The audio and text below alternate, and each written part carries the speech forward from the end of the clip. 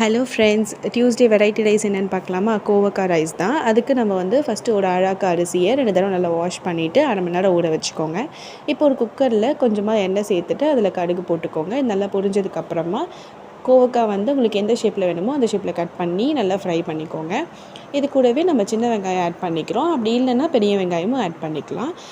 அதுக்கப்புறமா கருவேப்பிலை, ஒரு தக்காளியை குட்டி குட்டியாக கட் பண்ணி ஆட் பண்ணிக்கோங்க.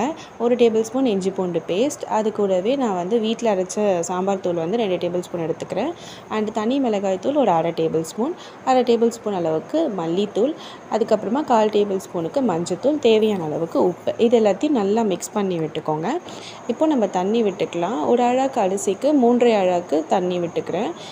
இது கூடவே வந்து இப்போ நம்ம ஊற வச்சுருந்தோம்ல அந்த அரிசியும் ஆட் பண்ணிவிட்டு நல்லா மிக்ஸ் பண்ணி விட்டுட்டு ஒரு கொதி வந்ததுக்கப்புறமா குக்கர் மூடிட்டு 3 விசில் விட்டுக்கோங்க.